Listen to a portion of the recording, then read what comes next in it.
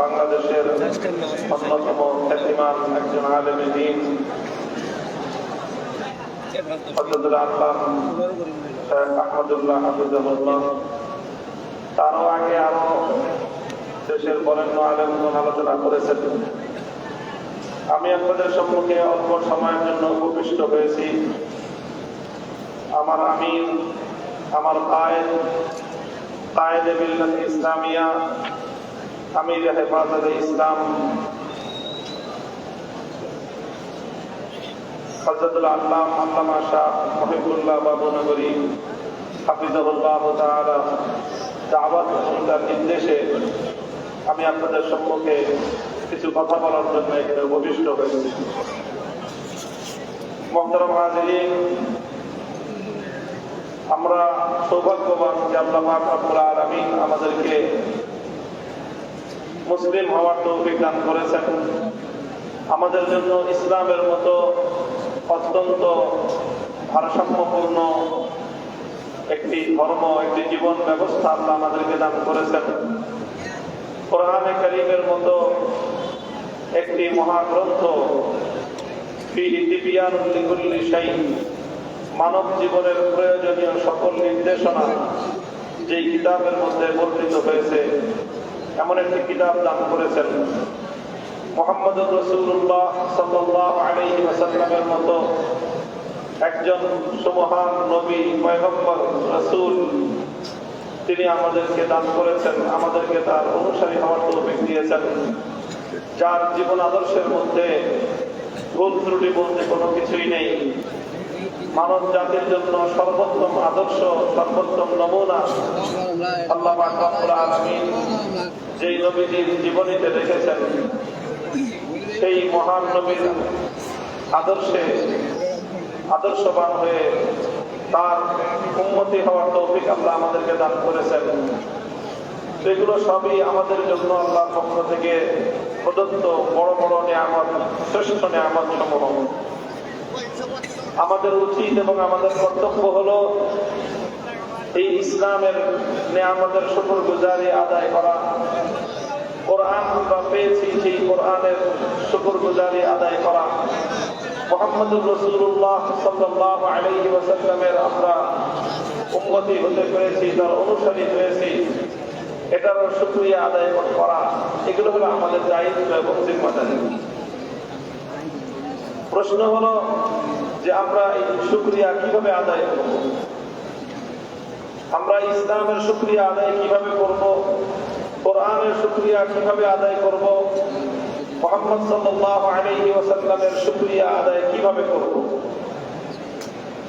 তো শুকরিয়া এটা একদিকে যেভাবে মৌখিকভাবে আল্লাহ পাকের কালেমাতুশ শুকর আদায় করার মাধ্যমে শুকরিয়া আদায় করা যায়। আলহামদুলিল্লাহ বললাম, শুকরিয়া হলো। আল্লাহুম্মা লাকাল হামদু ওয়া লাকাশ শুকর বললাম, শুকরিয়া আদায় হলো। তবে শুধু মৌখিকভাবে শুকরিয়া আদায় করার মাধ্যমেই এর শুকরগুজারি আদায় শেষ হবে না। আমাদেরকে প্রধানত এর কার্যক্রমের মাধ্যমে, কাজের মাধ্যমে আমাদেরকে শুকরিয়া আদায় করতে হবে। ইসলামের বিধানগুলোকে অনুসরণ করতে হবে, কোরআনের বিধানকে অনুসরণ করতে হবে, মুহাম্মদ সাল্লাল্লাহু আলাইহি ওয়াসাল্লামের আদর্শের অনুসরণ করতে হবে। মুহাম্মদ সাল্লাল্লাহু আলাইহি ওয়াসাল্লামের আদর্শের মধ্যে অন্যতম একটা গুরুত্বপূর্ণ আদর্শ হলো ইতিদাল। কি বললাম আমি? ইতিদাল। এখানে আমার বিপুল পরিমাণ তালেবে ইলম ভাইরা আছেন আপনারা। আমি প্রধানত আপনাদেরকে মুখাতাব করে আপনাদেরকে খেতাব করব। অন্য মুসলমান ভাইদের জন্য উদ্দেশ্য থাকবে, তবে প্রধান উদ্দেশ্য থাকবে আমার ছাত্র বন্ধুগণ। ইসলামের অন্যতম একটা গুরুত্বপূর্ণ বিধান, মুহাম্মদ সাল্লাল্লাহু আলাইহি ওয়াসাল্লামের জীবনের অন্যতম একটা শ্রেষ্ঠ আদর্শ হলো ইতিদাল। ইতিদালের অর্থ হলো যে যথোপযুক্ত ব্যবস্থা গ্রহণ করা, ন্যায়সঙ্গত আচরণ করা, এটার নামই হলো ইতিদাল। ইসলাম সর্বক্ষেত্রেই ইতিদালের কথা বলে। আমরা সবসময় সময় এই জন্য ন্যায্যতার কথা বলি। ন্যায্যতার কথার সুন্দর দৃষ্টান্ত হলো যে বর্তমান সময়ে নারীদের বিষয় নিয়ে একটা জনপ্রিয় স্লোগান আছে। নারীদের বিষয় নিয়ে একটা জনপ্রিয় স্লোগান, যেটা পাশ্চাত্য একটা মুখরোচক স্লোগান হিসেবে মুসলিম উম্মার মধ্যে এটা পাচার করবার চেষ্টা করছে। সেই স্লোগানটা হলো সম অধিকার। নারীদেরকে সম অধিকার দেওয়ার কথা বলতেছে তারা। আর নারীদেরকে, এমনকি মুসলমানদের ঘরের মেয়েদেরকে তারা উস্কানি দিচ্ছে যে তোমরা সম অধিকারের দাবিতে মাঠে নামো। দুর্ভাগ্যজনক বিষয় হলো পশ্চিমা খ্যাকশিয়ালদের উস্কানিতে পা দিয়ে সরল প্রাণ আমাদের কিছু নারীরা, তারাও এরকম সম অধিকারের অযৌক্তিক দাবি নিয়ে তারা অনেক সময় মাঠে অবতীর্ণ হয়। আমরা কখনো সম অধিকারের কথা বলি না, আমরা সবসময় নারীর ন্যায্য অধিকারের কথা বলি। সম অধিকার আর ন্যায্য অধিকারের মধ্যে বিস্তর ব্যবধান আছে। সম অধিকার যদি দেওয়া হয়, নারীদের হক হবে, জিত হবে না। নারীদেরকে সম অধিকার প্রদান করলে তাদের জন্য ব্যাপারটা কঠিন হয়ে যাবে সামাল দেওয়া। এই জন্য ইসলাম সর্বক্ষেত্রেই ন্যায্য অধিকারের কথা বলে, সম অধিকারের কথা বলে না। তো যাই হোক, আমি বলতেছিলাম যে ইসলামের অন্যতম একটা মৌলিক সৌন্দর্য হলো ইহতিদাল। আল্লাহ নবীর অন্যতম একটা উত্তম আদর্শের নাম হলো ইহতিদাল, ভারসাম্যপূর্ণ একটা ব্যবস্থা। কোরআনে কারীমের মধ্যে উম্মতে মুহাম্মাদিয়ার অন্যতম শ্রেষ্ঠত্ব হিসেবে আল্লাহ কোরআন যে বৈশিষ্ট্য বর্ণনা করেছে, সূরাতুল বাকারার মধ্যে আল্লাহ বলেছেন, وَكَذَلِكَ جَعَلْنَاكُمْ أُمَّةً وَسَطًا لِتَكُونُوا شُهَدَاءَ عَلَى النَّاسِ। আর এভাবেই আমি তোমাদেরকে বানিয়েছি একটি মধ্যপন্থী উম্মত, উম্মাতান ওয়াসাতান, মধ্যপন্থী উম্মত হিসেবে আল্লাহ পাক উম্মতে মুহাম্মাদিয়াকে শ্রেষ্ঠত্ব দান করেছেন। সমগ্র জাতির উপর, সকল উম্মতের উপর উম্মতে মুহাম্মাদিয়ার শ্রেষ্ঠত্ব, উম্মতে মুহাম্মাদিয়ার শ্রেষ্ঠ উম্মত, তার বড় একটা কারণ হলো যে উম্মতে মুহাম্মাদিয়াকে আল্লাহ পাক মধ্যপন্থী উম্মত হিসেবে আখ্যায়িত করেছেন, যে এই উম্মতের মধ্যে ইহতিদাল আছে। ইহতিদালের অর্থ হলো যে কোনো একদিকে ঝুঁকে না পড়া, মধ্যপন্থা একটা অবলম্বন করা। মধ্যপন্থার অর্থ হলো যখন যেই সময়ে যেই ধরনের কার্যক্রম পরিচালনা করা উচিত সেই ধরনের কার্যক্রম পরিচালনা করা। কোরআনে কারীমের মধ্যে আল্লাহ রাসূল সাল্লাল্লাহু আলাইহি ওয়াসাল্লাম এবং সাহাবায়ে কেরামের যে বৈশিষ্ট্য বর্ণনা করা হয়েছে, যেই সিফাত তাদের আলোচনা করা হয়েছে, সেই বৈশিষ্ট্য এবং সিফাতের মধ্যেও এই বিষয়টাকে খুব গুরুত্বের সাথে বর্ণনা করা হয়েছে। সূরাতুল ফাতহের মধ্যে আল্লাহ বলেছেন, মুহাম্মাদুর রাসূলুল্লাহ ওয়াল্লাযীনা মাআহু আশিদ্দাউ আলাল কুফফারি রুহামাউ বাইনাহুম। একদিকে সাহাবায়ে কেরামকে বলা হয়েছে আশিদ্দাউ আলাল কুফফার, তারা অত্যন্ত কঠোর। সঙ্গে সঙ্গে আবার বলা হয়েছে রুহামা, তারা অত্যন্ত নম্র হৃদয়ের অধিকারী, কোমল হৃদয়ের অধিকারী, নম্র কোমল। একদিকে তারা বজ্র কঠোর, আরেকদিকে সাহাবায়ে কেরাম ছিলেন নম্র কোমল। একই সাথে একজন মানুষের এমন চমৎকার বিপরীতমুখী দুটি বৈশিষ্ট্য তার মধ্যে জমায়েত হলে তখন সেই হয় প্রকৃত নবীর ওয়ারিস, সেই হয় প্রকৃত নবীর উত্তরাধিকারী, সেই হয় প্রকৃত নবীর অনুসারী। একদিকে তাকে হতে হবে বজ্র কঠোর, সঙ্গে সঙ্গে আবার তাকে হতে হবে নম্র কোমল। কোথায় বজ্র কঠোর হবে, কোথায় নম্র কোমল হবে, এই বিষয়টাও কোরআনে কারীম নির্ধারণ করে দিয়েছে। বলেছে আশিদ্দাউ আলাল কুফার, কাফেরদের উপর, ইসলামের দুশমনদের ব্যাপারে তারা হবে বজ্র কঠোর। যারা আল্লাহর জমিন থেকে ইসলামকে নির্মূল করতে চায়, যারা আল্লাহর জমিন থেকে আল্লাহর আদর্শকে বিপন্ন করতে চায়, যারা আল্লাহর জমিন থেকে আল্লাহর দ্বীনকে ধ্বংস করতে চায়, তাদের ব্যাপারে ইসলাম কোন নমনীয়তার সুযোগ রাখে নাই।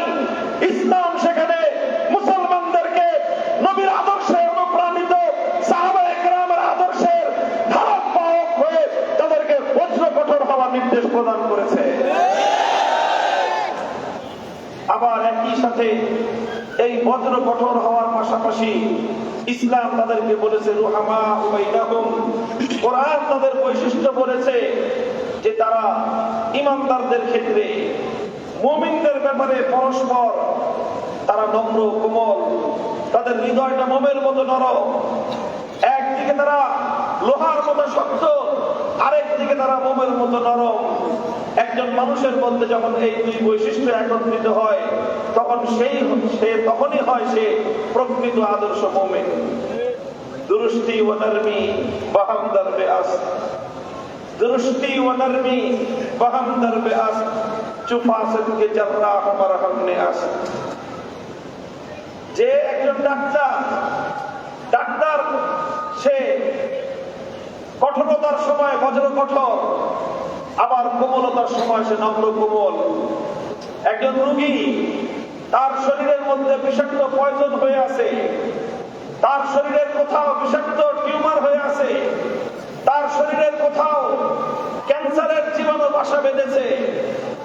এখন এই রোগীর শরীর থেকে, রোগীর দেহ থেকে ক্যান্সারের জীবাণুকে অপসারণ করবার জন্য, রোগীর দেহ থেকে টিউমারকে অপসারণ করবার জন্য, রোগীর দেহ থেকে বিষাক্ত পয়জনকে দূর করবার জন্য সার্জন, মেডিকেল সার্জন, একজন সার্জারি ডাক্তারকে অত্যন্ত কঠোর হস্তেই তার শরীরের উপর অস্ত্রের জন্য, অপারেশনের জন্য তাকে অস্ত্র পরিচালনা করতে হয়, অস্ত্রোপচার করতে হয়।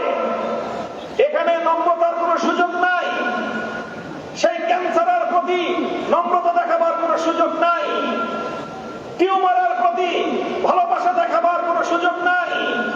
শরীরের এবং দেহের মধ্যে যেই পয়জন জমা হয়েছে সেই পয়জনের প্রতি কোন ধরনের মায়া মমতা প্রদর্শন করবার সুযোগ নাই।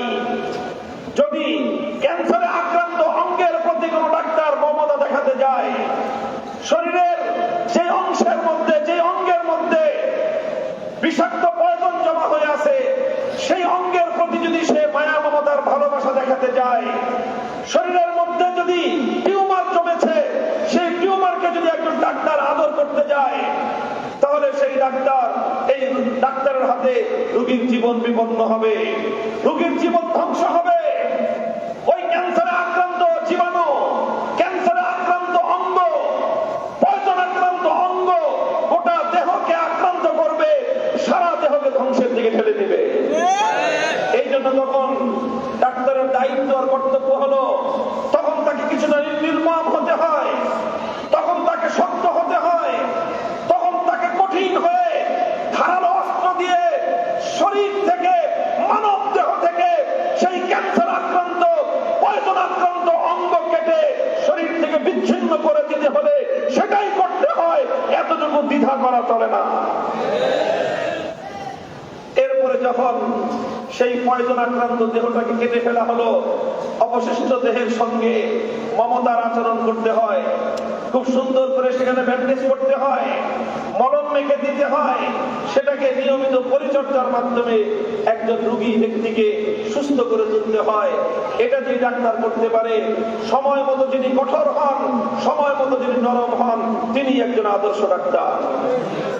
মুহতারাম হাজিরিন, ঠিক তদ্রুপ উলামায়ে উম্মত, এই উম্মতের আলেম সমাজ, তারা তাদের সবচেয়ে বড় পরিচয়, তারা উম্মতের রুহানি ডাক্তার, তারা উম্মতের রুহানি ডাক্তার। চিকিৎসা বিজ্ঞানীরা যেরকম উম্মতের জিসমানি ডাক্তার, দৈহিক ডাক্তার, উলামায়ে উম্মত হলেন উম্মতের উম্মতের রুহানি ডাক্তার, আধ্যাত্মিক চিকিৎসক, মেডিকেল সার্জনরা, মেডিকেল ডাক্তাররা, মেডিকেল বিশেষজ্ঞ, চিকিৎসা বিজ্ঞানী ডাক্তাররা যেরকম মানব দেহের নিয়ে কাজ করে, মানব দেহকে সুস্থ রাখার জন্য তারা কাজ করে, আর এই মানব দেহটাকে সুস্থ রাখার জন্য যখন যেই অঙ্গকে কেটে ফেলতে হয় তারা কেটে ফেলেন, যেই অঙ্গের সঙ্গে কঠোরতা করতে হয় সেই অঙ্গের সঙ্গে তারা তখন কঠোরতা করেন। অবশিষ্ট অঙ্গকে সুস্থ রাখার স্বার্থেই দেহের কোনো অঙ্গকে তারা নির্দয়ভাবে কেটে ফেলে দেন। এরপরে অবশিষ্ট অঙ্গকে সুস্থ করার জন্য তারা পরিচর্যা করেন, ভালোবাসা, প্রেম, মহব্বত দিয়ে দেহের অবশিষ্ট অঙ্গকে তারা সুস্থ করে তোলেন। ঠিক তদ্রূপ উম্মতের আলেম সমাজ নবী করিম সাল্লাল্লাহু আলাইহি ওয়াসাল্লামের আদর্শের অনুসরণে তাদেরকেও এই দুই বৈশিষ্ট্য একসঙ্গে ধারণ করতে হয়। আলেম হওয়ার অর্থ হলো একসঙ্গে আশিদ্দাউ আলাল কুফার, ইসলামের দুশমনদের মোকাবেলায়, দ্বীনের দুশমনদের মোকাবেলায় তাদেরকে বজ্র কঠোর হতে হয়। আবার ঈমানদারদের জন্য তাদেরকে রুহামাউ বাইনাহুম, তাদেরকে নম্র কোমল হৃদয়ের অধিকারী হয়ে সাহাবায়ে কেরামের আদর্শের অনুসরণ করে আল্লাহর জমিনে আল্লাহর দ্বীনের সত্যিকার উসওয়ায়ে নবী মুহাম্মদ আরবীর আদর্শকে পুনর্জীবিত করতে হয়।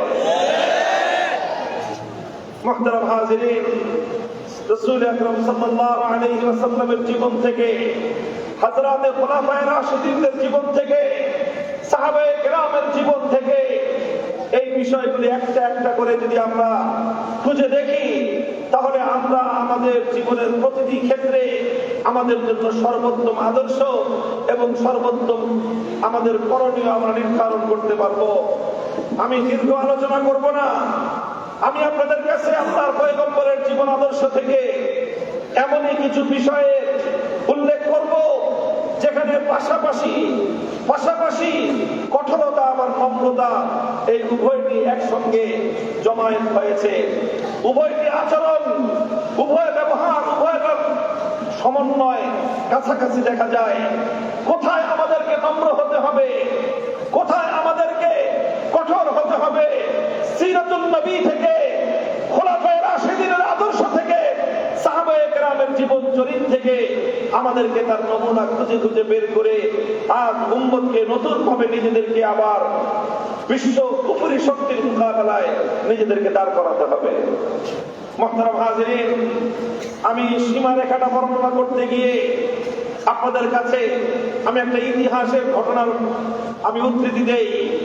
উহুদের জিহাদ সম্পর্কে আমরা জানি, আপনারাও জানেন উহুদের জিহাদ সম্পর্কে। উহুদ জিহাদে আমরা জানি রাসূল সাল্লাল্লাহু আলাইহি ওয়াসাল্লাম আহত হয়েছেন, ক্ষতবিক্ষত হয়েছেন, এমনকি আল্লাহর নবী রক্তক্ষরণ হয়ে, দুর্বল হয়ে, অচেতন হয়ে মাটিতে লুটিয়ে পড়েছিলেন।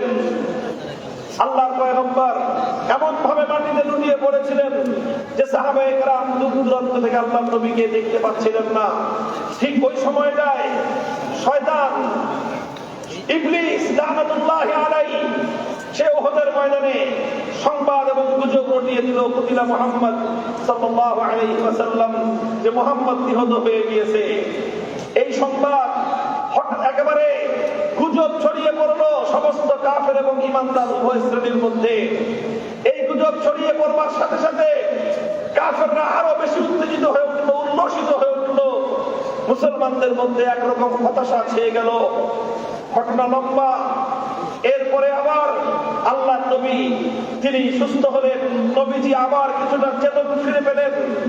তিনি আবার চেতনা ফিরে পেয়ে তিনি উঠে দাঁড়ালেন, সাহাবায়ে কেরামকে ডাকলেন, ইলাইয়া ইবাদাল্লাহ, ইলাইয়া ইবাদাল্লাহ, হে আল্লাহর বান্দারা আসো আমার কাছে, আমাকে আল্লাহ পাক এখনো হায়াতে রেখেছেন, আমি জীবন্ত আছি, তোমরা আমাকে কেন্দ্র করে আবার কুফরের মোকাবেলায় যুদ্ধের ময়দানে ঝাঁপিয়ে পড়ো।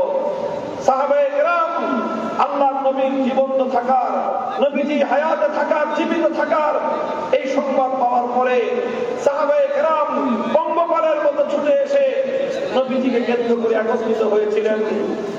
যুদ্ধের রণাঙ্গনের শেষ প্রান্তে উহুদের জিহাদের ময়দানে মুসলমানরা অনেক ক্ষয়ক্ষতির শিকার হয়েছে। 70 জন সাহাবী শাহাদাত বরণ করেছেন। আল্লাহর নবী সহ প্রায় অধিকাংশ যোদ্ধা সাহাবায়ে কেরাম তারা ক্ষতবিক্ষত হয়েছেন, আহত হয়েছেন, শরীর থেকে রক্ত ঝরেছে, আহত ক্ষতবিক্ষত শরীর ছিল সকলে। যুদ্ধ যখন শেষ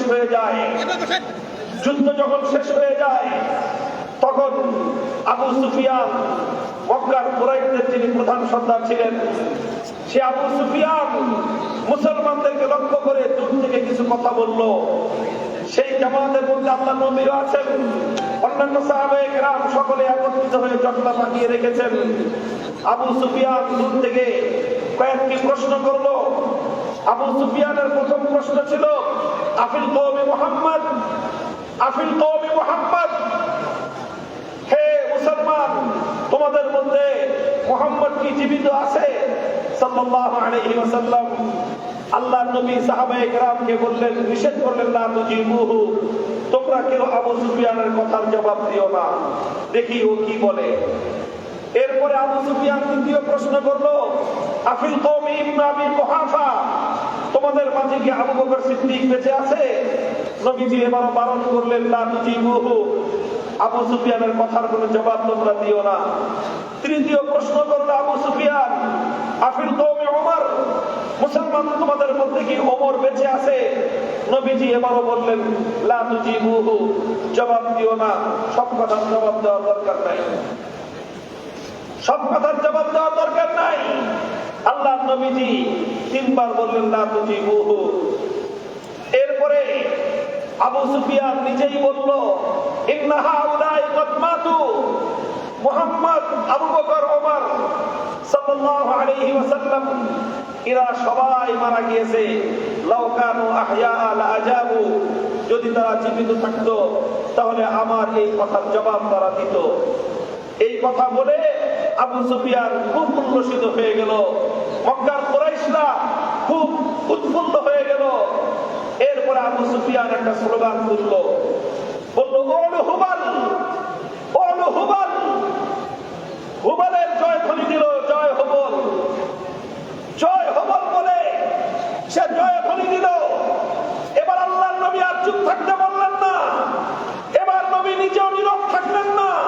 সাহাবায়ে কেরাম যাদেরকে এতক্ষণ পর্যন্ত আল্লাহর নবী বলছিলেন, লা তুজিবুহু, আবু সুফিয়ানের কথার জবাব দিও না, সব কথার জবাব দিতে হয় না, যাদেরকে এতক্ষণ নবীজি নিজে বারণ করেছেন, যাদেরকে এতক্ষণ নবীজি নিজে নিষেধ করেছেন, এবার সেই নবী নিজেই বলছেন, আজিবু, আজিবু, হে আমার সাহাবীরা, তোমরা এখন আর নীরব থেকো না, সব প্রশ্নের জবাব যেমন দিতে হয় না, সব কথা নীরবে বরদাস্ত করা যায় না।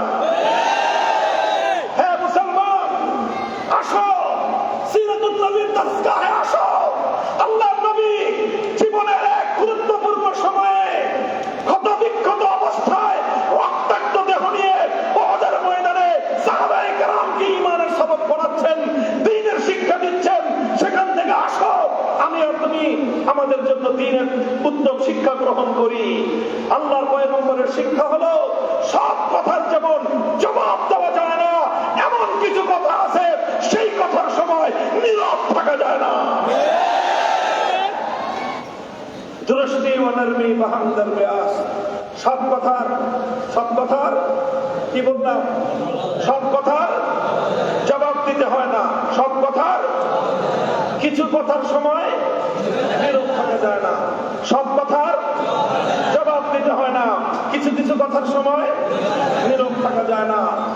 এই আমার মাদ্রাসার ছাত্র ভাইয়েরা, বিশেষ করে এখন আর মাদ্রাসার ছাত্র কি, এখন আসলে সব ছাত্রকেই নিজেদের সন্তান গভীর ভাবে মনে হয় যে এখন বাংলাদেশ আল্লাহর রহমতে এমন একটা দেশ হয়েছে, এখানে স্কুল, কলেজ, মাদ্রাসা, আলিয়া মাদ্রাসা, কওমি মাদ্রাসার ছাত্রদের মধ্যে আর তেমন কোনো ভেদাভেদ নাই। আলহামদুলিল্লাহ, আল্লাহ আমাদেরকে সেই চক্ষু শীতল করা দৃশ্য দেখার তৌফিক দান করেছেন। আল্লাহ আমাদের হৃদয়কে প্রশান্তকারী সেই পরিবেশ বাংলার মাটিতে কায়েম করেছেন। এখন শুধুমাত্র মাদ্রাসা নয়, আলিয়া মাদ্রাসা থেকে, কওমি মাদ্রাসা থেকে, স্কুল, কলেজ, ইউনিভার্সিটি, প্রতিটি শিক্ষাঙ্গন থেকে মিথ্যার বিরুদ্ধে, জুলুমের বিরুদ্ধে, ফাঁসিবাদের বিরুদ্ধে দ্বীন কায়েম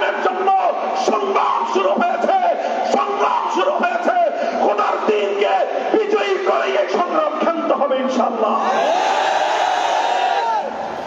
ইনশাআল্লাহ আমরা দেখছি আমাদের কাছে সেই হৃদয় প্রশান্তকারী, চোখের শীতলতা দানকারী সেই দৃশ্য আমরা দেখছি। হে আমার প্রাণ প্রিয় ছাত্র জনতা, তোমরা তৈরি হও, প্রতিটি শিক্ষাঙ্গনকে আল্লাহর দ্বীনের দুর্গ হিসেবে করে তোলো। শুধু মাদ্রাসা নয়, আজ ইসলামের দুশমনদের হৃদয়ে কম্পন তৈরি হয়ে গিয়েছে, ওদের হৃদয়ের মধ্যে ভীতির সঞ্চার হয়েছে। যে এতদিন পর্যন্ত শুধু কওমি মাদ্রাসাকে আমরা শত্রু মনে করতাম, এখন থেকে স্কুল কলেজগুলো থেকেই মৌলবাদী জন্ম হয়। আরে শুধু স্কুল কলেজে মৌলবাদী না, মুজাহিদ জন্ম হয়। ইউনিভার্সিটি গুলোতে আল্লাহর দ্বীনের সৈনিক তৈরি হচ্ছে। ইনশাআল্লাহ জাগরণ রুখে দেওয়ার সাধ্য কারো হবে না। এই জমিন আমাদের পূর্বপুরুষরা, এই জমিন আমাদের পূর্বসূরীরা, শাইখুল হিন্দ মাহমুদ হাসান দেওবন্দি তার ঘাম আর অস্ত্রতে সিক্ত এই জমিন, এই জমিন আমাদের পূর্বসূরীদের রক্তে বিধৌত এই জমিন। এই জমিনে রক্ত দিয়েছেন সৈয়দ আহমদ শহীদ রহমতুল্লাহি আলাইহি, এই জমিনের জন্য রক্ত দিয়েছেন হাফিজ সালমান শহীদ রহমতুল্লাহি আলাইহি, এই জমিনের জন্য রক্ত দিয়েছেন হাজী শরীয়তুল্লাহ রহমতুল্লাহি আলাইহি, এই জমিনের জন্য অসংখ্য ওলিয়া উলিয়া, অসংখ্য আলেম ওলামা, অসংখ্য দিনদার মানুষ রক্ত অশ্রু ঘাম ঝরিয়েছেন। ইনশাআল্লাহ সময় এসেছে, এখন তাদের অশ্রু ঘাম আর রক্ত এবার রং আনবে ইনশাআল্লাহ। কথা বলো ঠিক না বেশি? কথা বলছি, অন্তরের মধ্যে গেঁথে রেখো। জীবন চলার মূলনীতি সব কথার জবাব, কিছু কিছু কথার সময় নীরব। আল্লাহ পয়গম্বর বললেন, আজিবুহু, আমার সৈনিকরা জবাব দাও। এখন গায়রুল্লাহর বরত্বের আওয়াজ উঠতেছে, এখন আর মুমিন নীরব থাকতে পারে না। আসমান আর জমিনের মধ্যখানে হুবলের নামে বরত্বের স্লোগান উঠছে, হুবলকে বড় বলা হচ্ছে। আল্লাহর কোন একত্ববাদী বান্দা এখন নীরব থাকতে পারে না। ওমর রাদিয়াল্লাহু আনহু জিজ্ঞাসা করলেন, মা নাকুলু ইয়া রাসূলুল্লাহ, হুজুর কি জবাব দিব? আপনি যখন জবাব দিতে বলছেন, আপনি আমাকে জবাব শিক্ষা দেন। আল্লাহর নবীজি স্লোগান শিখিয়ে দিলেন, কুলু আল্লাহু আ'লা ওয়া আজাল, কুলু আল্লাহু আ'লা ওয়া আজাল। হুবল বড় নয়, লাত বড় নয়, মানাত বড় নয়, উজ্জা বড় নয়, আসমান আর জমিনের মধ্যে বড় একমাত্র কে? আল্লাহু আকবার। ও মুসলমান, মনে রাখো, যখনই কোন গায়রুল্লাহর জয়ের স্লোগান উঠবে, যখনই কোন গায়রুল্লাহর নামে জয়ের স্লোগান উঠবে, ইমানদার তখন নীরব থাকতে পারে না।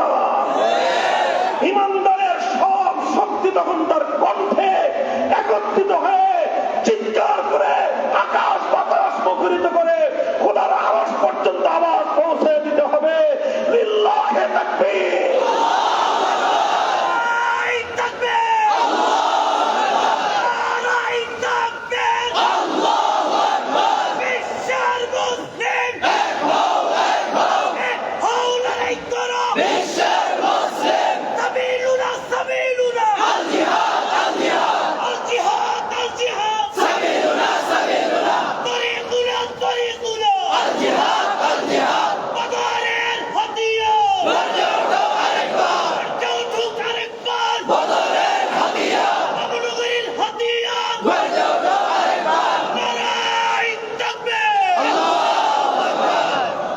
মুহতারাম হাজিরিন, আল্লাহর নবীজি তখনই বলে উঠলেন, বলো আল্লাহু আ'লা ওয়া আজাল। হুবল বড় নয়, কোন গায়রুল্লাহ বড় নয়। আসমান আর জমিনের মধ্যে ইমানদারের স্লোগান, বরত্বের স্লোগান হবে একমাত্র আল্লাহর জন্য। আল্লাহর বরত্বের এই জয়গান, আল্লাহর বরত্বের এই স্লোগান, এটা যেন আমার আর তোমার কণ্ঠ থেকে দুনিয়ার কোন শক্তি কেড়ে নিতে না পারে।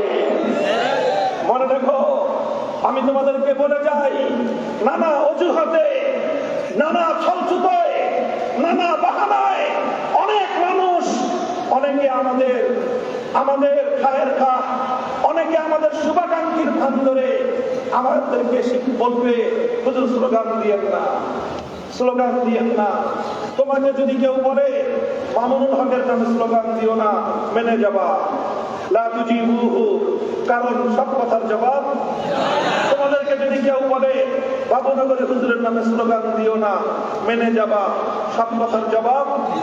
তোমাদেরকে যদি বলে হেফাজতে ইসলামের নামে স্লোগান দিও না, মেনে যাবা, কারণ সব কথার জবাব।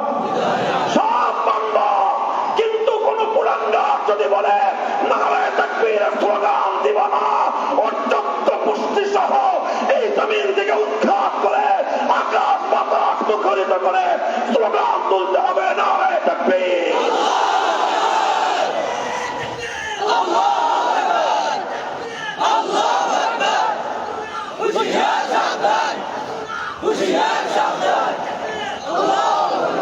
দেখো, আমরা দীর্ঘ একটা সংগ্রাম করে আসছি শুধু নারায়ে তাকবীরের জন্য। তোমরা জানো না, আমরা হয়তো এখন বুঝি না আল্লাহু আকবারের এই একটা ধ্বনি ইমানদারের কাছে কত মূল্যবান। আমরা জানি না, বুঝি না, কারণ এই আল্লাহু আকবারের জন্য আমি আর তুমি হয়তো রক্ত দেই নাই, এই জন্য আমাদের কাছে এর মূল্য বুঝে আসে না। এর জন্য রক্ত দিয়েছে এক শ্রেণীর মানুষ, আমাদের এই জমিনে এক শ্রেণীর মানুষ এজন্য রক্ত দিয়েছে। আমরা তাদের অনেককে হয়তো মনে করি যে তারা আমাদের চেয়ে ভালো ইমানদার না, আমরা অনেককে মনে করতে পারি তারা আমাদের মতো আলেম ওলামা না, কিন্তু তারা শুধুমাত্র নারায়ে তাকবীরের জন্য জীবন দিয়েছে, এই জমিনেই তার ইতিহাস রচিত হয়েছে। আমাদের ওই সকল ভাইদের জুবান থেকে, তাদের কণ্ঠ থেকে আল্লাহু আকবারের আওয়াজ কেড়ে নেওয়ার জন্য হিন্দুত্ববাদী কুফরি শক্তি, পৌত্তলিক শক্তি সমস্ত ষড়যন্ত্রের জাল তারা এই জমিনে বিস্তার করেছিল।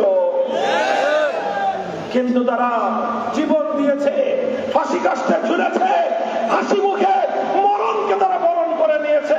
জীবনের অন্তিম সময়ও আল্লাহু আকবার তারা ছেড়ে দেয় নাই।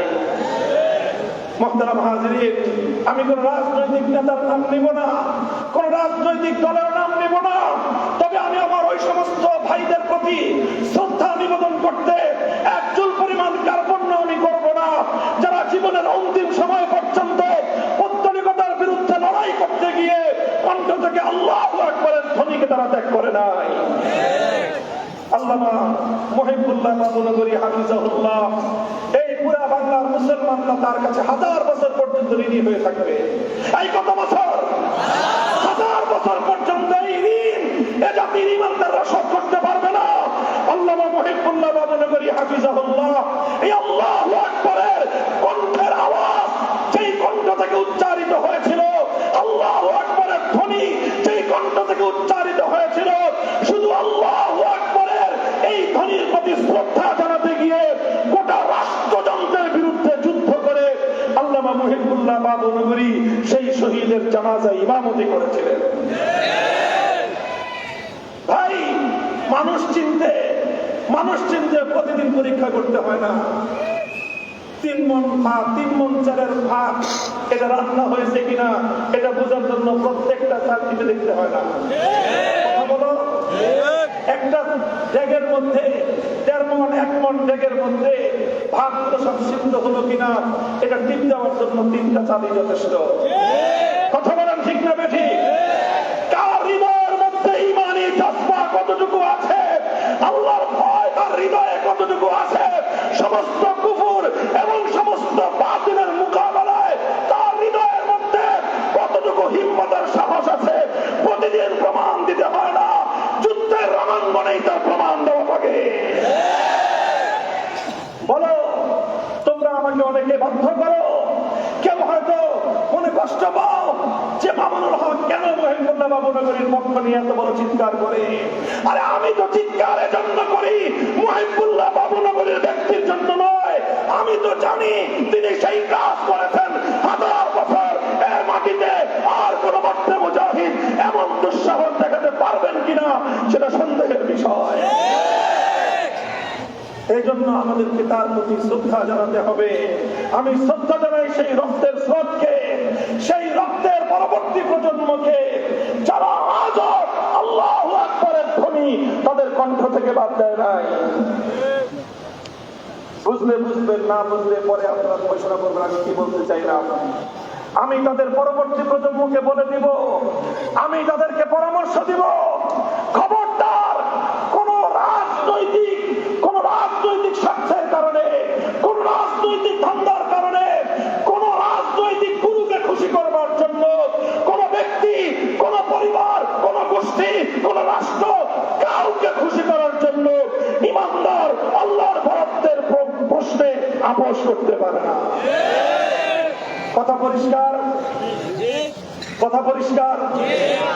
মুহতারাম হাজিরিন, আমি আমার কথার একটা দৃষ্টান্ত প্রদর্শন করলাম।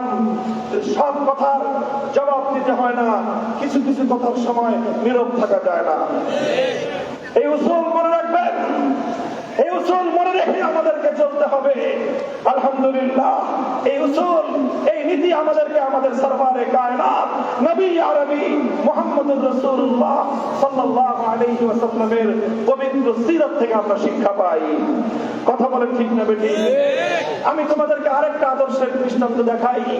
খলিফাতুল মুসলিমিন, আমিরুল মুমিনিন, খলিফাতুর রাসূলুল্লাহ সাল্লাল্লাহু আলাইহি ওয়াসাল্লাম ওয়া সাহিবুহু ফিল গার, সানি ইসনাইন ফিল গার, আবু বকর সিদ্দিক রাদিয়াল্লাহু তাআলা আনহু। খলিফাতুল মুসলিমিন আবু বকর সিদ্দিক রাদিয়াল্লাহু তাআলা আনহু, ইন্না আবু বকর কানা রাকীকাল কলব, ইন্না আবু বকর কানা রাকীকাল কলব। উম্মতের মধ্যে হৃদয়টা নরম, কোমল, একেবারে মোমের মতো নরম। এই সিফাতের মধ্যে, এই বৈশিষ্ট্যের ক্ষেত্রে আবু বকর সিদ্দিক রাদিয়াল্লাহু তাআলা আনহু অনেক বেশি প্রসিদ্ধ ছিলেন। কথা বলেন ঠিক না বেটি? আবু বকর সিদ্দিক রাদিয়াল্লাহু তাআলা আনহু খুবই নম্র স্বভাবের মানুষ ছিলেন, খুবই নম্র স্বভাবের মানুষ ছিলেন। এত নম্র, যখন আল্লাহর নবী অন্তিম শয়নে সজ্জিত, আল্লাহর পয়গম্বর যেদিন যখন মঞ্চে ওফাতের মধ্যে মুক্তরা, তিনি যখন মৃত্যুর হাত দিয়ে, আল্লাহর নবী যখন মৃত্যু রোগে শয্যাশায়িত অবস্থায়, নবীজি মাথা ওঠাতে পারছেন না। মসজিদে ইমামতি করবেন, নবীজির হুজরার সাথে মসজিদ লাগানো, হুজরা নবীজির ঘর আর মসজিদের মধ্যখানে কিন্তু আর কোনো ব্যবধান ছিল না। কথা ঠিক কিনা? নবীজির ঘরের থেকে বের হলেই কি মসজিদ, নবীজি ঘর থেকে বের হয়ে মসজিদ পর্যন্ত আসবেন, এতটুকু শক্তি আর নবীর দেহে অবশিষ্ট নাই। আল্লাহর নবী কি করবেন? বৃহস্পতিবার দিন এশার নামাজের সময় আল্লাহর নবীর জন্য গোটা মসজিদে নববী মুসল্লি দিয়ে ভরপুর, সকলে অপেক্ষমান। নবীজি মাগরিবের নামাজ পড়িয়েছেন, এশার নামাজও পড়াতে আসবেন, আমরা আল্লাহর নবীর ইমামতিতে নামাজ আদায় করব। নবীজি বললেন, মানুষকে নামাজ পড়ে ফেলেছে। আম্মা জান আয়েশা সিদ্দিকা জবাব দিলেন, লা ওয়া হুম ইয়ান্তাজিরুনাকা ইয়া রাসূলুল্লাহ, না নবীজি, আপনার সাহাবীরা আপনাকে ছেড়ে নামাজ পড়ে নেয়নি, তারা আপনার জন্য অপেক্ষায় আছে।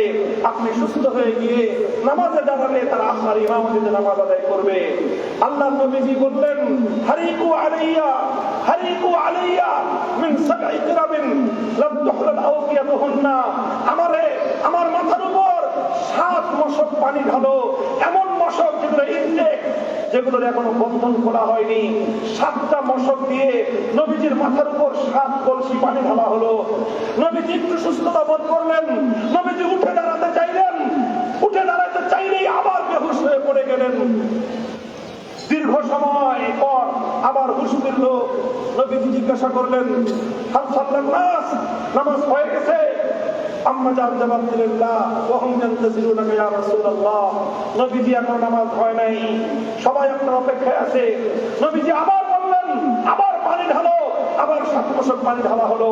নবীজি আবার উঠতে চাইলেন, আবার বেহুশ হয়ে পড়ে গেলেন। দীর্ঘ সময় বেহুশ থাকার পর আবার চেতনা ফিরল। নবীজি আবার জিজ্ঞাসা করলেন, নামাজ পড়ে ফেলেছে? একই জবাব আসলো, নামাজ হয় নাই, সকলে আপনার অপেক্ষায় আছে। নবীজি বললেন, আমার মাথা আবার পানি ঢালো। কয়বার? কয় মশক করে? 3 7 21 মশক পানি ঢালা হলো আল্লাহর নবীর মাথার উপর। কিন্তু এরপরেও শেষ পর্যন্ত আর নবীজি এতটুকু শক্তি পেলেন না যে উঠে গিয়ে নামাজ পড়াবেন।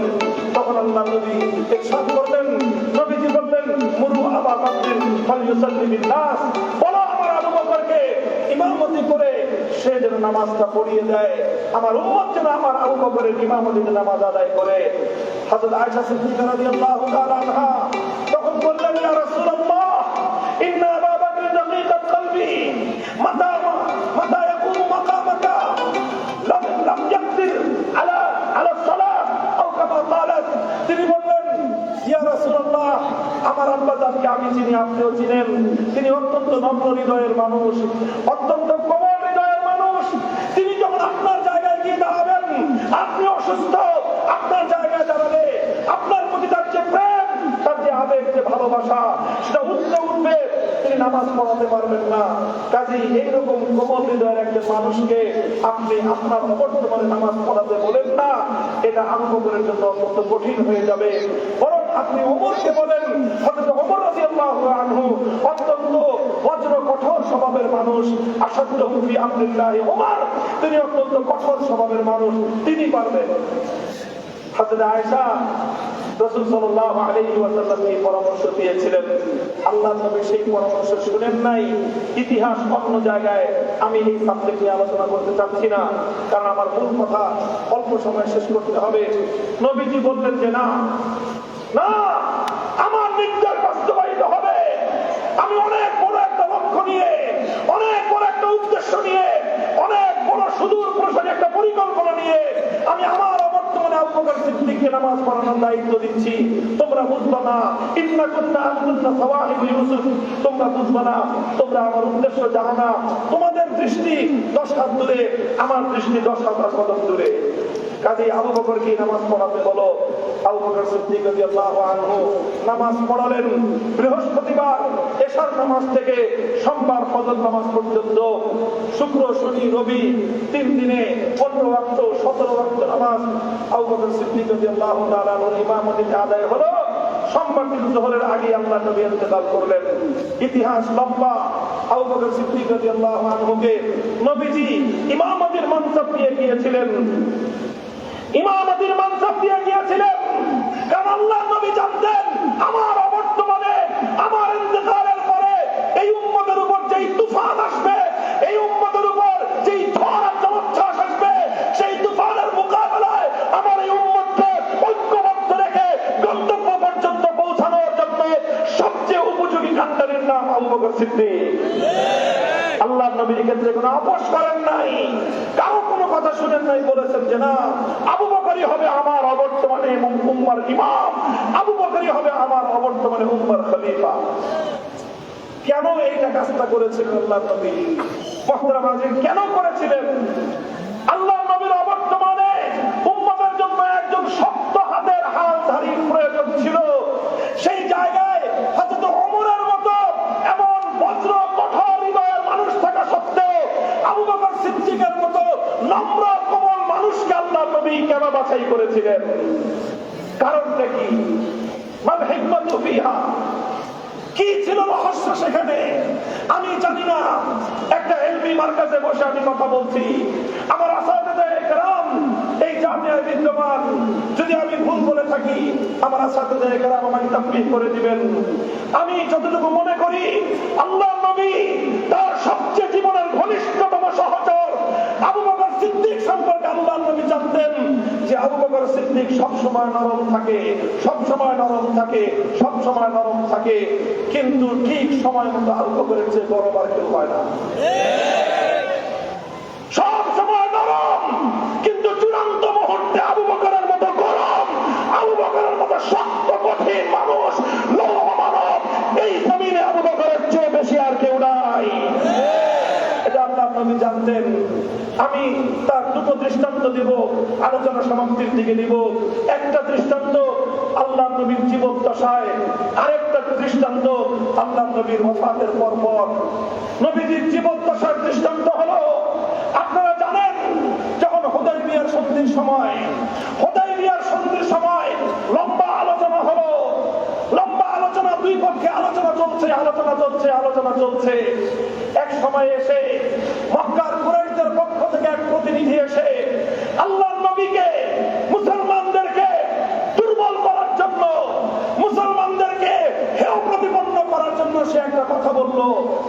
সে নবীজিকে বলল, হে মুহাম্মদ, হে মুহাম্মদ, তুমি তোমার স্বজাতি কুরাইশের সাথে যুদ্ধ করতে যাও, তোমার এই সমস্ত সহযোগীদের জন্য তোমার এই সকল সাথী সঙ্গী এরা আজ আছে, তোমার সাথে কালে এরা থাকবে না, এরা তো তোমার কোন রক্তের আত্মীয় না, এদের সাথে তো তোমার কোন বংশীয় সম্পর্ক নাই। কেউ মদিনার বাড়ি, কেউ হাবাসায় বাড়ি, কেউ রোমে বাড়ি, কেউ বিভিন্ন এলাকায় বাড়ি, কারো ইয়ামানে বাড়ি, বিভিন্ন বাড়ি বিভিন্ন এলাকা থেকে তারা তোমার আশেপাশে জড়ো হয়েছে। যতদিন সুবিধা পাবে ততদিন থাকবে, সুবিধা চলে গেলে এরা সব এদিক সেদিক বিশৃঙ্খল হয়ে যাবে। সুতরাং তুমি তোমার এই মানুষগুলোর জন্য তোমার নিজের স্বগোত্রের সাথে নিজের রক্তের সম্পর্কের কুরাইশ বংশের সঙ্গে তুমি যুদ্ধে জড়ায়ও না। নাউযুবিল্লাহ পড়ে।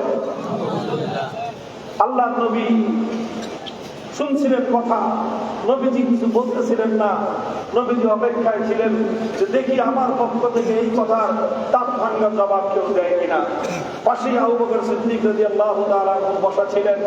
তারিখ খুলো, বুখারী শরীফের কিতাব খুলো, হাদিসের কিতাবের পাতাগুলি উল্টাও। যারা আজ কঠিন সময়ে উম্মতের কোন রাহবারের জুবান থেকে কঠোর ভাষা শোনার পর তোমাদের যাদের লজ্জা লাগে, আমি বলবো ইতিহাস আরেকবার পড়ো, হাদিস আরেকবার পড়ো, আল্লাহ নবীর সিরাত আরেকবার পড়ো, সিরাতে আবু বকর সিদ্দিক তোমরা মুতালা করো, সমস্ত জবাব তোমরা সেখানে পেয়ে যাবে। আবু বকর সিদ্দিক তখন যেই কঠোর শব্দ তিনি উচ্চারণ করেছিলেন, বলেছিলেন উমসুস বুজারাল্লাহ আনা ফিররু আনহু ওয়া নাদাউহু। এই বেটা, তুই আজ হিজরতের 13 বছর আগ পর্যন্ত আমরা আল্লাহর নবীর জন্য কি করেছি দুনিয়াদার ইতিহাস দেখেছে। বদরের জিহাদে এই সাহাবায়ে কেরাম নবীর জন্য কি করেছেন দুনিয়া তা দেখেছে। উহুদের জিহাদে কিভাবে তারা রক্ত দিয়েছেন দুনিয়া দেখেছে। খন্দকের জিহাদে কিভাবে তারা পেটে পাথর বেঁধেছে দুনিয়া দেখেছে। আজ এত রক্ত, এত শাহাদাত, এত জীবন দিয়ে যারা আল্লাহর নবীর প্রতি প্রেম আর ভালোবাসার প্রমাণ দুনিয়াতে সাব্যস্ত করেছে, তাদের সম্পর্কে তুমি মন্তব্য করো যে এরা সুবিধাবাদী, এরা আজকে আছে, কালকের সুবিধা পেলে তোমাকে ছেড়ে চলে যাবে। এই বেটা উমসুস বুজারাল্লাহ, এটা যদি সঠিক বাংলায় অনুবাদ করি তাহলে আপনারা অনেকেই লজ্জায় হয়তো মাথা নত করে দিবেন। কিন্তু আল্লাহর কসম, আবু বকর সিদ্দিক রাদিয়াল্লাহু আনহুর কবরের উপর আমার আল্লাহ পাক রব্বুল আলামিন জান্নাতুল ফেরদাউসের সবটুকু রহমত নাযিল করুন। দুনিয়ার কেউ তখন মুখ না খুললেও আবু বকর সিদ্দিক সঠিক সময়ে সবচেয়ে কঠোর শব্দের দ্বারা তার প্রতিবাদ করে বলেছিলেন উমসুস বুজারাল্লাহ, এই বেটা লাতের পূজা করস না, যা লাতের সোনা চাটিয়া। জাস্ট এই শব্দটাই বলেছেন।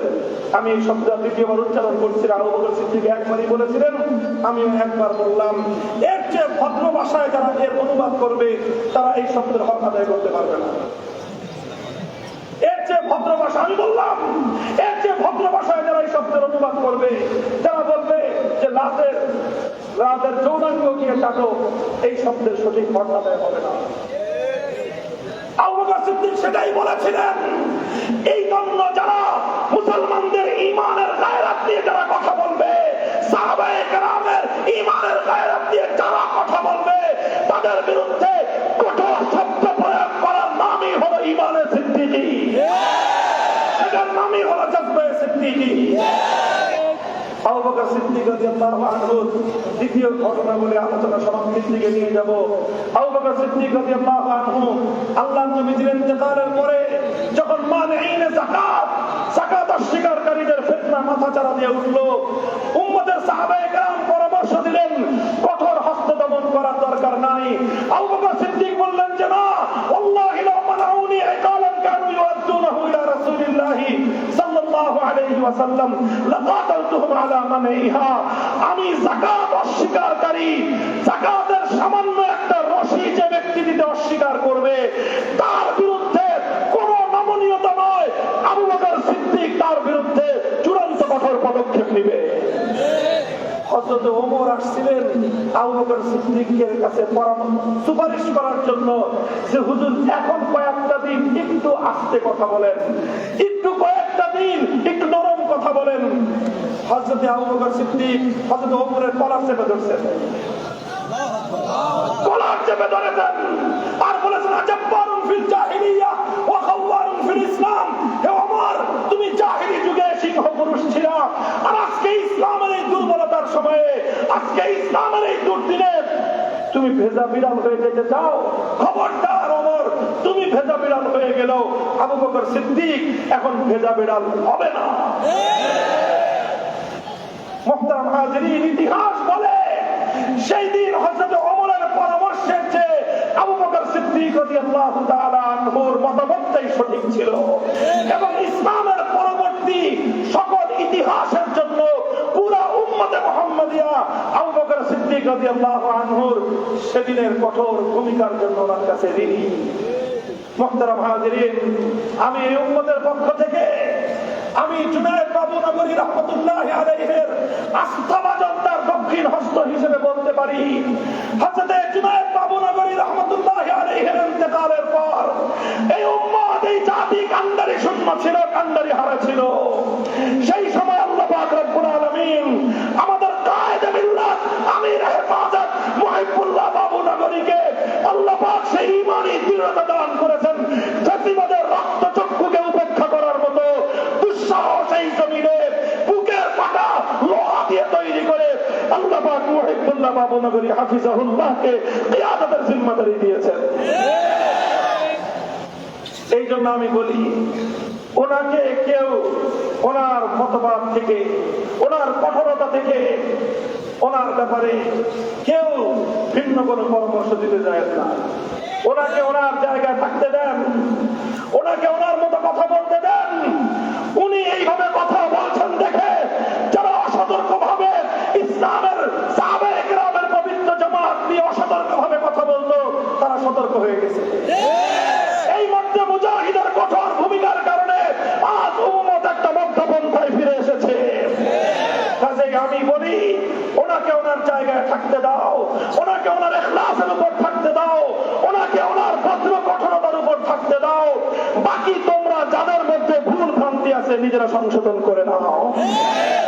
ঈমান নিয়ে কেউ স্বার্থের ধান্দা করবার চেষ্টা করবেন না। ইসলামের প্রশ্ন নিয়ে, ইসলামের মৌলিক দাবিগুলো নিয়ে কেউ রাজনৈতিক স্বার্থ উদ্ধার করবার চেষ্টা করবেন না। আমি সেদিনও হাটহাজারীর কলেজ ময়দানে বলেছি, আজও বাবুনগরের এই শত হাজার জনতাকে সাক্ষী রেখে আমি বলতে চাই, আল্লামা মুহিবুল্লাহ বাবুনগরী যেই পন্থার উপর প্রতিষ্ঠিত আছেন, ওনাকে ওনার পন্থার উপর প্রতিষ্ঠিত থাকতে দিন। আর অন্য যারা নিজেদের রাজনৈতিক উদ্দেশ্যে, সামান্য উদ্দেশ্যে ইসলামকে হাতিয়ার হিসেবে ব্যবহার করার চিন্তা করছেন, এটা বিপজ্জনক পথ। এই পথ থেকে আপনারা ফিরে আসুন, এই পথ পরিহার করি।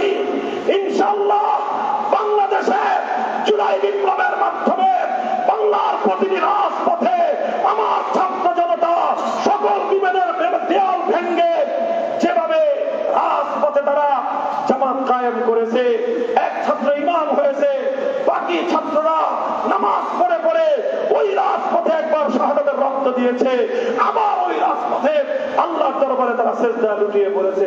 কথা বলেন ঠিক না বেশি? কাজেই এগুলো সিম্পটম, এগুলো আলামত।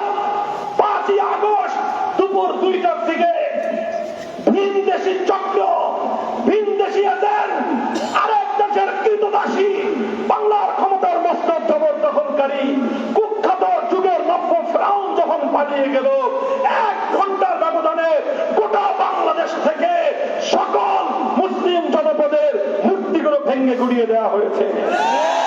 এটাই হলো জুলাই বিপ্লবের লক্ষণ, এটাই হলো জুলাই বিপ্লবের মেয়ার, এবং এটাই হলো জুলাই বিপ্লবের সবচেয়ে বড় দার্শনিক ব্যবস্থা। আমরা এই ব্যবস্থার ভিত্তিতে আমি তো আলহামদুলিল্লাহ অত্যন্ত আশাবাদী। আজ বাংলার প্রতিটি প্রত্যন্ত অঞ্চল থেকে, প্রতিটি শিক্ষাঙ্গন থেকে, প্রতিটি পাড়ায় মহল্লা থেকে, বিশেষ করে আমার নতুন প্রজন্ম, যুব প্রজন্ম, এখন তারা একটা নতুন ব্যবস্থাপনা দেখতে চায়, এখন তারা একটা নতুন বন্দোবস্ত দেখতে চায়। আমি তাদের চোখে একটা স্বপ্ন দেখেছি, আমি তাদের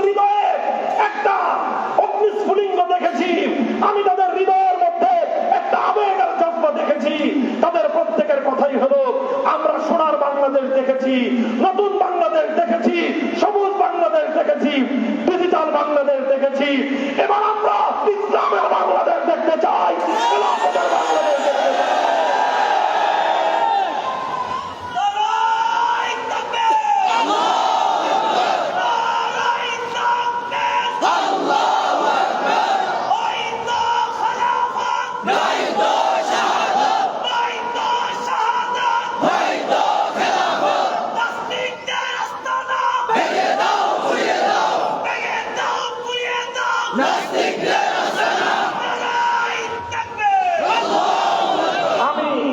আমার কায়েদের এই দরবারে এসে এই আমাদের আত্মার মার্কাজ, আমাদের রুহানিয়াতের মার্কাজে এসে হাজার হাজার তাওহীদি জনতা আলেম ওলামা ছাত্রদেরকে সাক্ষী রেখে আমি তোমাদের সাথে একটা অঙ্গীকার করে যাই, তোমরা তোমাদের ভাই মামুনুল হককে মহব্বত করেছো, ভালোবেসেছো।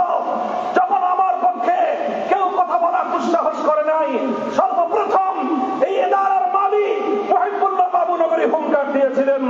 যখন অন্য কেউ কথা বলার দুঃসাহস দেখা নাই, যখন কেউ আমাকে আলিঙ্গন করার সাহস পায় নাই, সর্বপ্রথম তিনি আমাকে ডেকে বুকের মধ্যে জড়িয়ে এই মঞ্চে আমাকে তিনি সংবর্ধনা দিয়ে সম্মানিত করেছিলেন। আমি আল্লাহর কসম খেয়ে বলি, ইনশাআল্লাহ ইসলামের স্বার্থকে জলাঞ্জলি দিয়ে অন্য কোন স্বার্থকে প্রাধান্য আমি আমার জীবন থাকতে দেব না, আমি আমার জীবন থাকতে দেব না ইনশাআল্লাহ।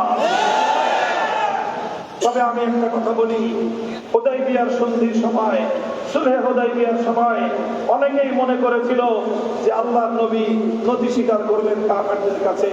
প্রকৃত অর্থে হুদায়বিয়ার সন্ধির সময় আল্লাহর নবী নথি স্বীকার করেননি, বরং আল্লাহর নবী যেটা করেছিলেন সেটাকে আমার আল্লাহ পাক ফাতহে মুবিন বলে আখ্যায়িত করেছিল।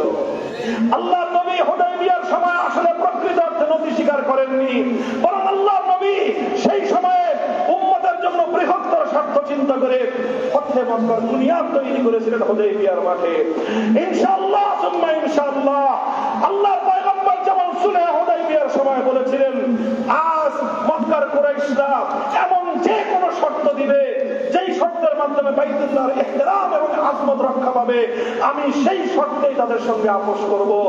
আমিও তোমাদের কাছে বলে যাই, আজ বাংলার মাটিতে যে কোনো পক্ষ, যে কোনো ব্যক্তি, যে কোনো গোষ্ঠী এমন কোন কথা বলবে যেই কথার মাধ্যমে আগামীর বাংলাদেশে হাজার বছরের স্বপ্ন আমাদের নিজামে ইসলাম, ইসলামী হুকুমত বাস্তবায়নের পথ উন্মুক্ত হবে, সেই পথ আমরা গ্রহণ করবো ইনশাআল্লাহ। আমি উম্মতের কাজ করায় নিজেকে দাঁড় করায় গেলাম, ইনশাআল্লাহ আমি বিশ্বাস করি আমি আল্লাহ পাক রব্বুল আলামিনের কাছে আমি সাদেক এবং আমি আমানতদার। এই ক্ষেত্রে আপনাদের কাছে দোয়া চাই, আমি যেন আমার এই ওয়াদা জীবন দিয়ে হলে রক্ষা করতে পারি। আমি আপনাদের কাছে এই দোয়া চাই এবং এই কথা দিয়ে গেলাম, ইনশাআল্লাহ সুম্মা ইনশাআল্লাহ। হে বাংলার তরুণ প্রাণ, তোমরা আশায় বুক বাঁধো, নিজেদের হাতগুলোকে প্রস্তুত করো। ওই তাকিয়ে দেখো, খুরাসানের বাহিনী তৈরি হয়ে গিয়েছে, খুরাসানের বাহিনী মাথায় পাগড়ি বেঁধেছে, খুরাসানের বাহিনী বাইতুল মুকাদ্দাসে কালেমার হেলালি নিশান উত্তীর্ণ করবার জন্য প্রস্তুত হয়ে গেছে। ইনশাআল্লাহ এই জাগরণ খুরাসানে সীমাবদ্ধ থাকবে না, শাহজালালের এই পবিত্র মাটিতেও জাগরণ উঠবে, জাগরণ উঠবে। ইসলাম বঙ্গভবনে কায়েম হবে, সংসদ ভবনে ইসলামের পতাকা উড়বেই উড়বে ইনশাআল্লাহ। আল্লাহ পাক আমাদেরকে কবুল করুন, তৌফিক দান করুন। সেই ইসলামের চূড়ান্ত বিজয়ের সোনালী দিন আল্লাহ আমাদের চোখে দেখার তৌফিক দান করুন। ওয়া আখিরু দাওয়ানা আলহামদুলিল্লাহি রাব্বিল আলামিন। আসসালামু আলাইকুম ওয়া রাহমাতুল্লাহ।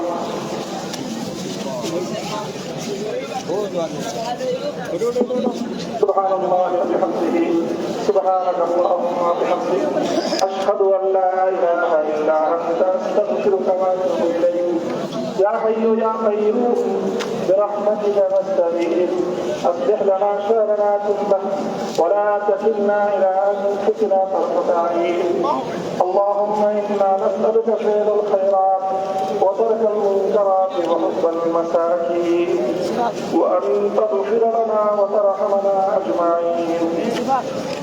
ربنا تقبل منا إنك أنت السميع العليم وتب علينا إنك أنت التواب الرحيم. سبحان ربك رب العزة عما يصفون وسلام على المرسلين والحمد لله رب العالمين.